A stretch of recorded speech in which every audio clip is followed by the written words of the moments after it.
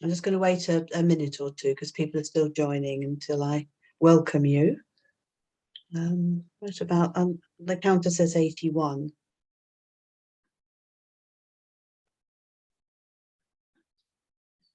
Yes, I'll give another 30 seconds or so.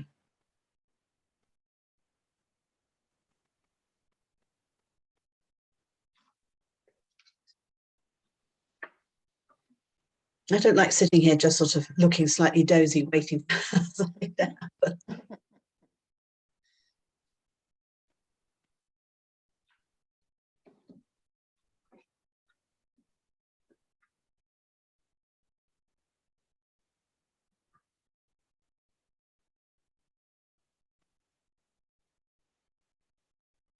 I think that's left it till 2 minutes past, so people can still join, and I think that'll be fun. So welcome everybody who's joining us today, and thank you for that. You are welcome to the Howard League for Penal Reform's In Conversation. I'm very pleased to be having a conversation with Justin Russell, who I've known for many years, who is Her Majesty's Chief Inspector of Probation. It's a very good time to talk to you today, Justin, partly because of the big changes in probation, but also partly because today we have a new Secretary of State for Justice and Lord Chancellor, well, this afternoon, the last hour, which is Dominic Raab. And so before I start my prepared little bits, I just wondered whether you have any comments to make about the changes in Justice Secretary and how you think that might affect, whether it's the personality or the changes in the department, whether that might affect your work. Well, we'll wait to see, Frances. I look forward very much to meeting with Dominic Raab and to briefing him on the work of the Inspectorate. He's obviously someone who knows the department. He's worked in the Ministry of Justice a couple of times before. He is, I think, the 8th Justice Secretary in 10 years. So there has been a lot of change at the top over those years. And it's important for people working in the department that they do get a clear sense of direction going forward. So I look forward to hearing what his priorities will be. That was very diplomatic. I just want to start by just properly by asking you a bit about you and your background. I mean, you started off as a special advisor, so that's sort of quite a political job, and you've also worked in the MOJ and Home Office. Any impressions or lessons from that you brought to your new role or has been particularly important to you? I mean, I actually started off as a civil servant, as a researcher in the Home Office Research Unit in the late 1980s. I think at that point I wanted to be an academic and worked on some interesting research projects. I then actually moved out of government, worked for a mental health charity for a bit. I spent a very important year in America in terms of my career, looking at criminal justice in America and at drug treatment programs for people on probation and in prison in the mid-90s, and came back with lots of ideas from that. And then, as you say, moved into more of the political arena and became Jack Straw's senior policy advisor in 1998 and stayed with him when he was the Home Secretary, and then spent about another 6 or 7 years as Tony Blair's policy advisor on everything to do with home affairs, and then a year when John Reid became Home Secretary as his policy advisor. And then I stepped away from that world in 2007 and went back to the civil service as a senior civil servant. That's what I've been ever since then, until the end of 2019, or beginning of 2019, when I left the civil service and as a public appointment became the Chief Inspector. And I'm very much enjoying this new role and the platform it gives me to talk about how we can improve not just probation, but also youth justice services, because since 2003, my inspectorate has also been looking at youth offending teams and how they're performing. I've had conversations with other chief inspectors recently, and the Children's Commission and things. And that's one thing I wanted to ask you about is how you coordinate with the other inspectorates, particularly with prisons and police. It's a very important relationship for us. We do a lot of joint work. We have a group, we meet regularly as a group of chief inspectors. We actually met last week with Robert Buckland, as it happens, to talk about his priorities. And we agree on a regular basis a joint business plan of joint inspections we'll be doing going forward. We've been doing a really important piece of work on people with a mental illness going through the criminal justice system. First time we've looked at that jointly since the Bradley report in 2009, and we'll be publishing that later in the year. But we've got other important joint inspections coming up. We've just started the fieldwork for one looking at girls in custody. That's a joint thematic with the Prisons Inspectorate. And we'll be doing some work on MAPA arrangements, and also next year looking at victims and the victim journey through the criminal justice system, again involving all of our inspectorates. So we look jointly at cases that are involved in the system, and it's a really powerful way of looking at performance, to bring all of our skills and knowledge together and look together in teams at what's happening in different local areas, and then to try and reach some conclusions across each of our areas. That's interesting, because the Prison Inspectorate has traditionally been quite, shall we say, robust in its criticism of what's going on. And your predecessor was quite strong in her criticism, particularly of the CRCs. You've tended to be more cautious in your criticism. I mean, some of it's been quite strong, but generally speaking, you've chosen a less high profile way of working. And I just wonder whether that was a deliberate choice or whether it's just the way it's panned out. I'm not sure I'd agree with that. I think where we feel robust critiques are needed, or we see a definite need for improvements, we'll certainly say that. And we've said that recently in relation to drug treatment services for people on probation. We've said that on race equality on probation, where we think rapid changes and improvements is needed. We said that on accommodation. That was one of my priorities when I came in, was to look at accommodation for people released from prison and on probation, and we published a hard-hitting report on that last year. But where we see the probation doing a better job or working hard to improve things, and actually we felt, for example, that the service dealt quite well with the COVID pandemic, their biggest challenge of the past year, we will acknowledge that. So, I think we take a balanced performance, looking for improvement where it's necessary, but also acknowledging where we see effective practice, because that's important to share as well. Clearly, Glenys, her period was dominated by the transforming rehabilitation reforms. By the time I became an inspector, it was clear that TR was on its way out. And we now obviously have returned to a unified service in the public sector. And there's some important opportunities that go with that we look forward to inspecting over the next few years. Yeah, I'm going to come on to that because I think that's particularly interesting. I mean, you've talked about the things that you've seen have changed, and I wanted to just draw out a bit more about what you think has improved in probation over the last, well, during your tenure, but perhaps over the last 10 years or so. I think there was it went radically downhill with the greyling split of the service, which was everybody agreed on, and the CRCs were a shambles and a mistake. The reunification is only, well, it's only a couple of months, isn't it? But yeah. What do you think has improved? Well, I think actually some of the issues predate transforming rehabilitation. You see a decline in the resourcing of the probation service going back longer than 2015, and we published some analysis last year showing that there'd been a 40% real terms reduction in probation funding per case that they supervised by the time you get to sort of March of 2019, which has obviously had some really significant impacts on the quality of the work that we were seeing on our inspection, and we were expressing real concerns about the quality of that work, particularly because of these huge caseloads that some probation officers were having to manage, particularly in the CRCs, where the drop-off in resources had been greatest. I think I've seen some reasons for optimism in the last year and a half, 2 years. There has been the first real terms increase in probation funding for a long time in the last 2 years. There's an extra 155 million a year gone in this year, and I think last year.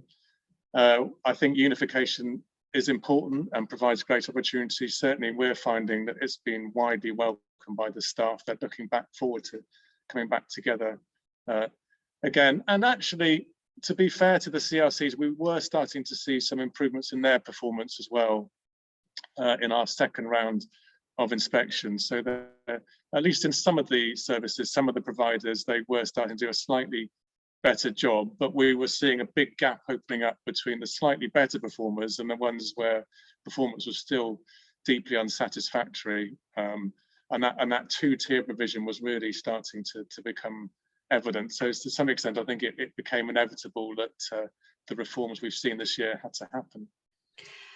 I think that's interesting. You communicate with the public on your own work, as though if you've got a report, there's a press release and you'll do media rounds and things.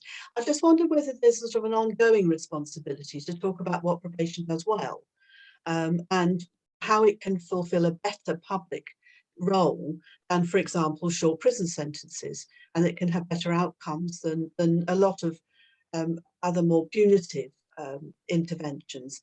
And that's a kind of ongoing discourse and communication with the public, and how much you feel that's a responsibility as an inspector to do that.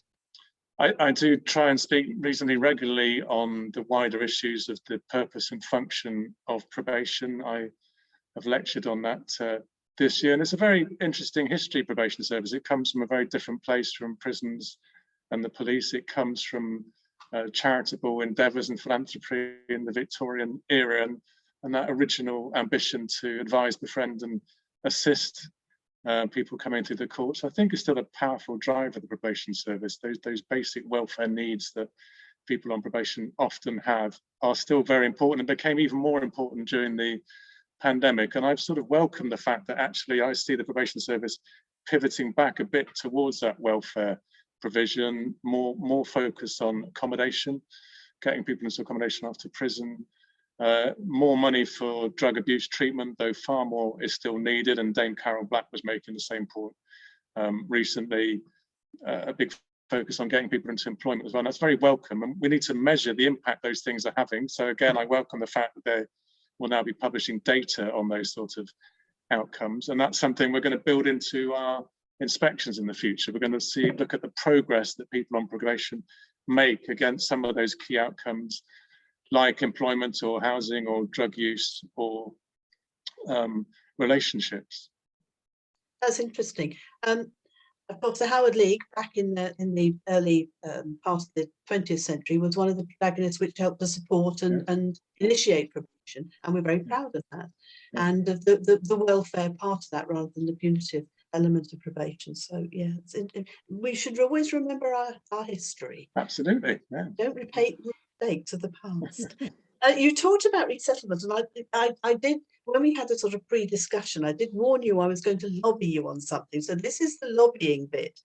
The plans to expand hostels for released prisoners may or may not be welcome. It depends what they're like. And the conversations I had with the minister, she at the time, she assured me that there would be a lot of investment in training and support for staff, because that is really needed. A lot of the approved premises, the physical conditions are pretty disgusting. The staff are not well trained, well supported, often not well managed. And will you please inspect what actually goes on in the hostels? Because at the moment you don't, nobody does, and nobody is commenting on what's going on in the hostels, and it's causing real problems, because the knock-on effect can be huge with when they fail. They don't support people who've just come out of prison, which is a very skilled, difficult job. People in huge trauma and distress, anxiety. The transition is very difficult. So please, I'm lobbying you. Will you inspect hostels and approved premises? I think it's important that someone does check the quality of them. And you're right to say at the moment, no one does that. There's different aspects of their quality that you'd want a body to look at, including their basic health and safety, the physical condition that approved premises are in. And I agree that many of them are not in a satisfactory state. You'd want someone to look at the purposeful activities that are being provided during the day, and you'd want to look at what happens to people after they leave approved premises. We don't currently have the resources to be able to do that on a national basis, and because approved premises are now a national function of the probation service run by probation headquarters rather than a local regional level, they won't be covered by our local inspections. We will no doubt in the future continue to look at them through our national thematic inspections, and we looked at them in 2017. What we found was basically there weren't enough places, and the ones that there were weren't necessarily in the right place. So there's a big issue around people not being accommodated near their home areas when they come out of prison, and so therefore not being able to necessarily put down routes for the longer term. We have over the years found some real issues around quality. We did an inspection in the northwest of England earlier last year, where we found, really poor maintenance, boilers continually breaking down, so people having to be decanted from approved premises in the middle of winter, losing a lot of capacity. So yeah, there are real issues. I actually spent yesterday at the launch of Eden House approved premises, a new facility for women, and there's been a huge shortage of AP places for women in Bristol. And it was very impressive, and it made you realise what these places could be like if the investment goes in. It was bright, it was airy. They had a really excellent and committed manager, and the residents that we spoke to were really positive about their experience. But we need more of that, and we need to check that that's being delivered. And whether that's us or that's someone else that's inspecting that, but you're right, there does need to be some type of scrutiny and quality assurance of it. Yeah, I think it's important. We had a case because, as you know, the Howard League is a law firm too. We have contracts to provide legal services, and we had recently, just off the top, I was talking to my legal team, a young man who was released from prison. He went to an approved premises, and because no one's going anywhere or doing anything, he was just spending all day and night in bed, not doing anything. Yeah. And because he didn't come down the stairs to sign on or sign in or register his presence, he was breached and recalled. He's now spent 9 months in prison, and we're still trying to get him out of prison, back out again. And it was simply because the staff just didn't accept. They knew he was in his room. They knew where he was. He hadn't gone anywhere. No one was going anywhere. It was the COVID pandemic. The incompetence, the nastiness of it all was quite extraordinary. And that people shouldn't be allowed to get away with that. So whilst I have perhaps different views to you about the Eden House hostel, because there was a hostel, an approved premises hostel at Eden House in Bristol for years. The building was never used. It was sold off to the private sector, and it's just been rented back again. So it's a bit of a mess. I mean, I wish it luck. I wish it luck, but I am dubious about it. I mean, I think it's been very challenging for approved premises staff to run hostels during the pandemic, and they were right at the front line of having to keep services going. And I do pay tribute to them for being able to do that. There were approved premises staff that died from COVID during the pandemic. It was a tough job for them. They weren't able to provide purposeful activity in shared living rooms because of the social distancing regulations. So people did end up in their rooms, and that would have been pretty grim for them and for the staff as well. So I'm hoping as we come out of the pandemic, things can return to normal and proper purposeful activity can be provided in them. Yeah, I've just popped up on my chat. Somebody suggested that the hostel should come under the CQC. Something to think about. If you don't want them, we'll see who's best to look at. Interesting idea. I mean, this builds on to the recalls issue, which is something else the Howard League has been really concerned about. The explosion in recalls across a whole range of different people for a whole range of different reasons. And I go back to lots of previous secretaries of state, some of whom done some good things. And Liz Truss, when she was Secretary of State, issued new guidance to CRCs and probation, trying to stem the flow of recalls. It didn't happen. Nothing happened. It didn't work. But she still issued something. I think I'm the only person that's still got it logged somewhere on my computer. The recalls is a real issue that I hope you will pay extra special attention to, because it does mean that if people are recalled one way or another to prison, they can spend months and months waiting to get out again, and it does nobody any good. It's often for administrative reasons. I know it's something that your inspector has been concerned about, but I just urge you to put a bit of pressure where you can when you're inspecting at every possible opportunity. Well, we did do a national thematic on recall policy and practice last year following our inquiry into the Joseph McCann case. we actually found that we think the probation service got the balance about right between public protection and looking for alternatives to recall. And, you know, we may just have to disagree on that. I mean, we actually felt that there had been too few recalls in the period 2017 through to sort of end of 2018, and probation officers were telling us that they were worried about that. They were recommending recall and being overruled or being discouraged from doing that, and we don't think that was particularly helpful. What we find when we look at recalls, and there are about 27,000 of them every year, so you're right, it's a huge number. It's about 9,000 of the prison population of people who've been recalled. It's a big chunk of the prison population. What we find when we look at the reasons for recall is a group of them are around a clear increase in the risk of serious harm that someone's presenting. And it's difficult to argue that someone shouldn't be recalled with the risk that they may commit serious harm against someone else. But there's another group, which is probably just as big, which is people who've just lost contact with the probation service. And the service doesn't know whether they're presenting a risk of serious harm, because it doesn't know where they are. And that's typically a sort of revolving door population of people living quite chaotic lifestyles. They may be rough sleeping, they may be suffering from addiction issues, they may have mental health problems, and they disappear from the system. They get released, they don't turn up for their first probation appointment, and probation officers will make efforts to try and track them down. I've certainly talked to teams whose job it was to go to day centres for people who are rough sleeping, see if they could track them down. But at the end of the day, if someone continues to miss all of their appointments, what happens is a recall is issued, and that then leads to a police warrant.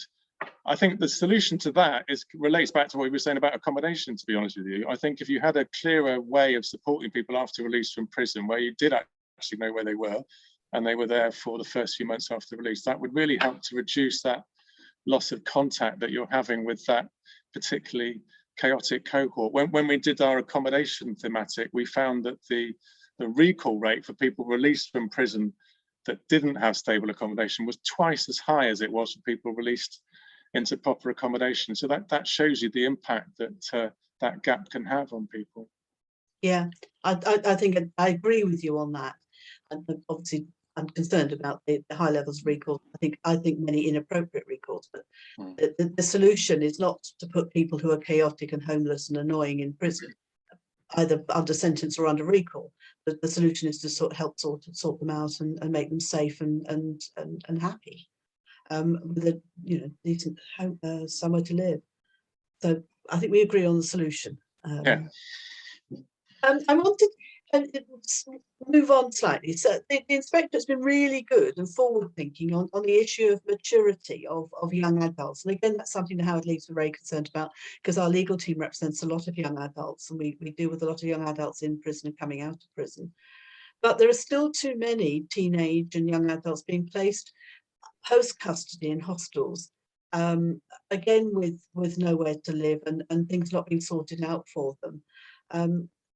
Often unnecessarily inappropriate. And I'm worried about teenagers in particularly, and young adults. It's not a good place for them to be in temporary accommodation of any kind. They need security, they need someone to care for them, somewhere to live and something to do. But it's particularly important for young men and the few young women as well. I wondered if that was something you were going to carry on putting pressure, and what you intend to do about that, because as I say, because it is something I know you've put a lot of effort into.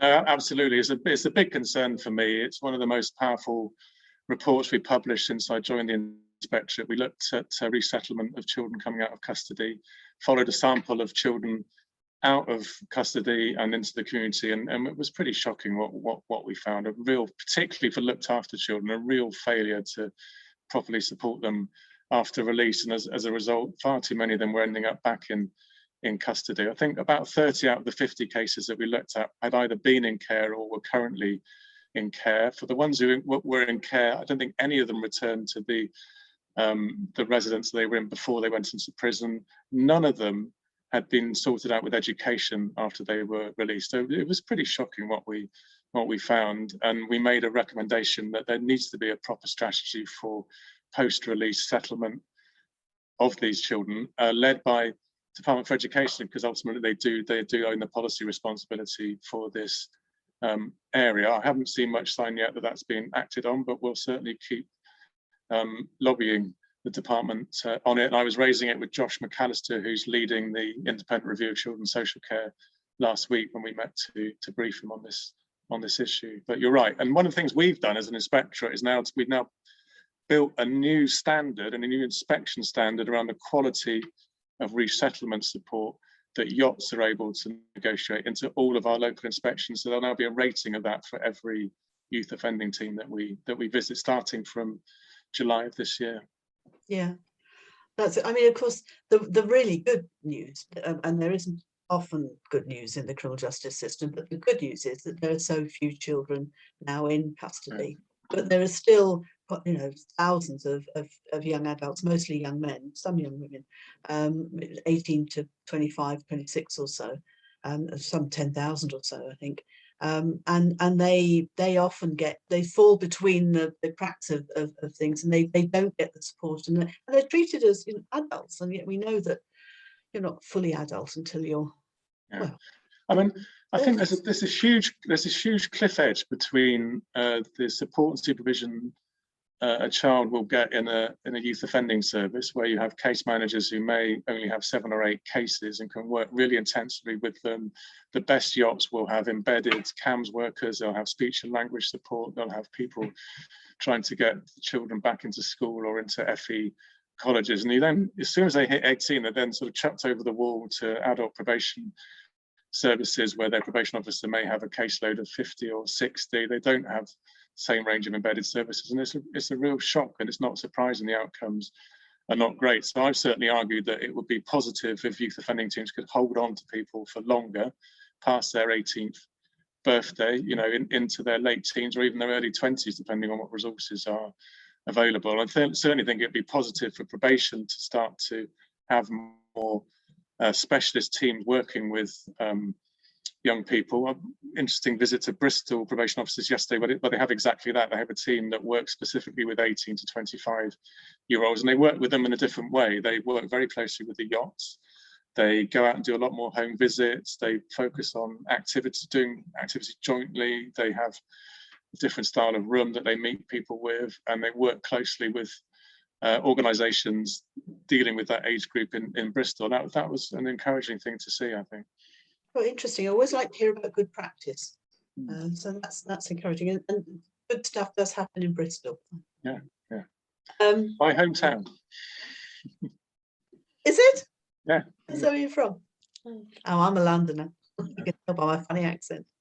I wanted to ask you about involving service users in how you guide your inspections. I mean, that's particularly good. Moving on from talking about young adults, how do you use and work with service users in order to construct your inspections, about the questions you're asking, about what you do and how you do it? Not just a sort of consultation, but are service users sort of embedded in the construction of what you do, so that you don't end up looking at probation, delivering services at people, but actually delivering services with them? And it's even the sort of advise, assist and befriend was rather patronising. We're going to sort you out, dear. It's better than a lot of options, but it's still quite patronising. So how do you as an inspectorate make sure that you are not patronising and not delivering at people, or that you're encouraging probation services to work with their users and to learn from them? So that's been a really big priority for me. I completely agree with you. I want to be talking to people on probation about what their experience has been like, and learning from those experiences about how that can be improved. So since I came into the post, we've been thinking about really ramping up our work in that area, and we now have a full-time lead on service user engagement who's looking for ways to do that. One of the first things that we've done is make sure that all of our national thematic inspections include interviews with people on probation by ex-service users. So we use external organisations like User Voice or EPIC or Penal Reform Solutions to go out and talk to people on probation about what was their experience coming out of prison, what was their experience in relation to drug treatment, some really powerful stories you get out of this. And those stories are woven into our thematic reports. And we also publish separate reports by those organisations on what they found, with transcripts of some of the interviews. And that's really added to the richness of the evidence that we've got from these thematic inspections, particularly around things like accommodation. Really powerful stories then. I think the next stage for me is also about building the views of people on probation into our local inspections as well. So when we go to a local area, making sure people have got the chance to give a view there. So in our new round of probation inspection starting in October, we'll be doing a survey. We'll be offering everyone on the caseload in the areas that we're visiting a chance to fill in a questionnaire. And if they want to follow that up with a conversation with our team, they'll have an opportunity to do that. And again, we're looking to probably contract with an external organisation employing ex-service users, people who've been through the system themselves, to do those interviews, to go and sit in probation waiting areas and talk to people about how has their experience been. So yeah, I completely agree. It's a really important part of how we want to take this forward. I'm going to press you a bit on this, because I think that sounds fantastic and that's very welcome. But that's not quite what I was asking, because it's about using people with direct life experience, lived experience, in managing and constructing your own inspections. But it's not just about learning from listening to them and consulting. It's actually embedding them into your very structures and empowering them to have a say about what you do and how you do it. It's slightly different. Well, as I say, with the thematics, we work very closely with external organisations employing ex-service users, and they design the questions that get asked, and we work with them on that. In terms of the local inspections, we'll certainly be working with external organisations to think about how we frame that part of our methodology. I mean, the other thing I want to do is start employing some ex-service users as members of staff, and I know that's a big priority for the civil service, and quite rightly. And now we're coming out of the pandemic and we can reopen our office hopefully at some point. I'm really keen to press on and start to do that as well. I think that will be very welcome. Your race equality in probation report I looked at with great interest, and again that's something about working with people in the system. But it was very hard-hitting. You said you found disappointing results both among service users and staff. And that's very worrying. I wonder what steps you're going to take next to guide, support and inspect change.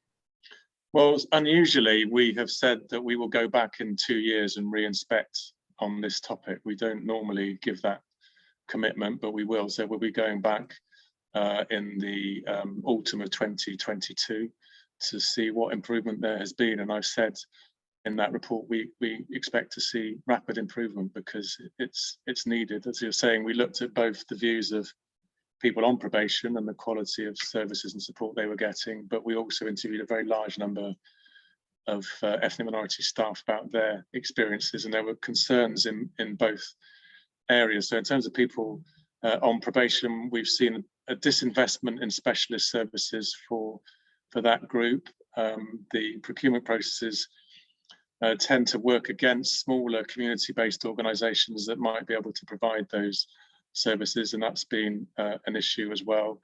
And what we're finding is probation officers and probation service officers lacking the confidence really to talk to people about their experiences of discrimination, or their culture, or you know what their experience has been, and I think building up people's confidence and investigating what effective practice looks like is very important. We're finding the same as an inspectorate. I think my inspectors probably lack the confidence to really challenge services on this, and I'm not sure we know what effective practice looks like. I mean, for instance, for example, we don't really know whether it's effective practice to try and ethnically match the probation officer with the person that they're supervising. That's quite an interesting issue. The feedback from the people on probation that we interviewed, the women had a strong preference for that.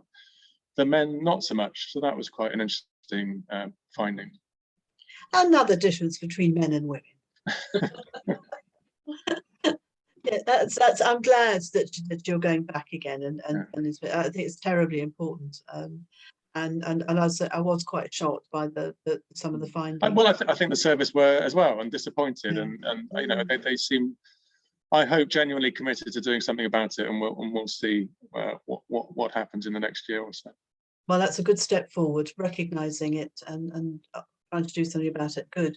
Now, you published your corporate plan this week, and I had a look at that. But I was looking for something that I couldn't find, and it didn't seem to say in your mission and values anything about human rights. Now, probation imposes significant restrictions on people's freedoms. And I would have expected human rights very explicitly to be at the heart of your work and your mission statement, your values, and repeated throughout, but I couldn't see anything about it. Is that deliberate?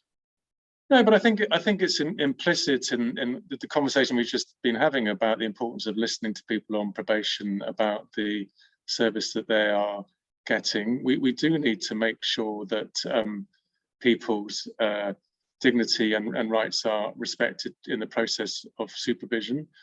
We look very carefully at the engagement of services with people on probation and on youth offending teams, and we look to make sure that people have been engaged, because at the heart of a good probation or a youth offending team relationship is a human relationship and a respect for each other's needs.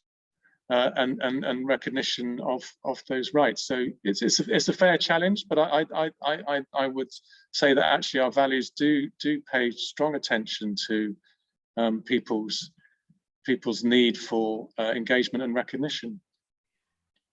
That's very possibly the case, but as you found with the race equality work, unless you say it and ask it and challenge it, you don't know that you're not doing it, or you may not recognise that it's not being done properly or appropriately. I just think it's something to think about. Yeah.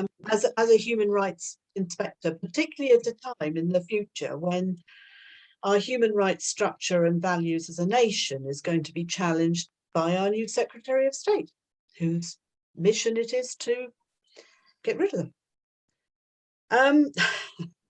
I don't expect you to comment on that. I just wanted to go on to a sort of a structural problem issue, which is that probation is in the new structure and reunified, which is what we all wanted, and that's great. But it is part of the civil service. I recognise your independence as an HM, Her Majesty's Inspectorate, but the probation service is now built into the civil service. And I wonder how, I expect will mean that it will be that probation services will be speaking out to local communities and will be less independent. I wonder how that's going to affect the way you see their services if they are not able to be critical or be communicative, and if their independence is hobbled slightly by being part of the civil service. It was something that was kind of slipped through, which is a great concern to me, but didn't get picked up much. And I think it's terribly important, because probation always used to be, for 100 years, robustly independent and quite vociferous about what was going on locally and what they were doing and why they were doing it, and sometimes critical of government. And that won't be the case anymore. I mean, since we were talking about the history of the probation service early on, and in some ways this marks the final end point of the movement of probation from being entirely local and run by local courts. I mean, it was originally a service of the court, mainly staffed by volunteers, entirely locally funded, locally recruited, to a situation where it's now, like you're saying, entirely national, and people are all under the same terms and conditions. And we've had 8,500 people now move from the CRCs into the civil service, and they'll need to get used to what that means. It'll have its frustrations in terms of some of the IT that people are going to have to get used to. And again, like they did last time. I mean, I think there is a risk that of over control from the centre of local probation services, that they lose the ability to innovate. And I know regional directors that I've spoken to are maybe a bit worried about that. They want to make sure they do have the local autonomy to interact with local partners. They'd like a bit of money to be able to commission things locally and to bring money to the table when they're talking to local councils or the police. They'd like the ability to try things in a slightly different way. And there was lots wrong with TR, but one of the things that did work with it was that ability for them to innovate and try doing things in a different way. So, for example, some areas, Durham and Tees Valley, interesting example, looked at using community hubs to have appointments with people in. They've used church halls or local community centres or health centres and met people far closer to where they lived when they were having appointments. That felt like a very positive thing. CRCs did some impressive things in terms of service user involvement, which we were just talking about, and I think made some important strides in employing people who'd been through the system in mentoring and induction type roles. And it'd be a shame if we go backwards on that. And we saw some really interesting examples of work being done around reducing reoffending courses and really interesting new forms of RAS. I can remember in Kent, in Sussex, developed a really interesting new stalking program to try and manage people with a conviction for stalking offences, drawing on the evidence. So it would be disappointing if we went back to a completely one-size-fits-all approach where local areas felt they didn't have the ability to innovate, and I hope they can preserve some of that. Indeed, I agree with you, absolutely. Thank you. My last question. You've just been reappointed for a further term until 2024. What do you hope to achieve in that time? What's your goal? I think 2 or 3 things. Firstly is to launch our new probation methodology this autumn, and then to make progress rolling that out. We hope to inspect 1/3 of all probation local delivery units by the beginning of 2023 and to have done 2/3 by 2024. So it should hopefully be fully embedded by then, including these new aspects of our methodology, the increased involvement of people on probation in our methodology, the focus on actual outcomes for people as well. We've got some important thematics that I'm keen to press forward with. I mentioned the one on mental health, which will be published this autumn. We've done a really interesting thematic looking at Black and mixed heritage boys being supervised by yachts and what their experience is, helped by User Voice, who've interviewed 40 boys about their views. There'll be some interesting stuff in that. We've felt that there's a real issue, that probably the weakest area of yacht performance has been around education and training. So we're going to do a thematic on that going forward as well. So there is a program of national thematic inspections to push forward as well. I'm keen to keep focusing on diversity and race as we go forward. That's about finishing the thematic reports, but we need to go further and build a bigger focus into our local inspections as well. So you can expect to see more on that in our local inspection reports, and we're weaving that into all of our standards. And we need to be more diverse as an inspectorate. I'm conscious that we're not necessarily representative of the service. We've had a big push to try and recruit more ethnic minority inspections in our last tranche. Really pleased that over 40% of the job offers we made were to ethnic minority colleagues from the probation service or yachts. So that was good. We put a lot of effort into a shadowing scheme and to supporting people through the process, and I think that paid off, which was really good to see. Oh, congratulations, well done. That's really good. It's really nice to end on something very positive, particularly in the criminal justice system. As I said, that is not often the case. So that's a really good thing. Thank you so much, Justin. It's been really interesting, and you've been very open and accommodating, and I appreciate it, because there's some really difficult issues here, and it's a period of great change, and it's goodness only knows what's going to happen tomorrow, never mind in a few weeks' time. So thank you everybody who's taken part. This is recorded. We put onto the Howard League's YouTube channel, and if you're not already a member of the Howard League, you should join and donate and get involved. And this may be my last In Conversation, because as everybody probably knows by now, I'm retiring at the end of October, although it's possible, with a bit of luck, I'll be doing one In Conversation myself with somebody, so we'll post it on the website. Thank you, Justin. It's been really, really good. I'm very grateful to you. Well, thank you, Frances, and best of luck with your retirement as well. It's you've been such an important part of all of the discussions and debate that's gone on around criminal justice and penal reform over many years now, and be very hard shoes to fill. But best of luck with whatever comes next for you. I have a plan. I have a plan. I'm sure you do. Thank you, everybody, and thank you, Justin. It's been great. Thank you. Good night.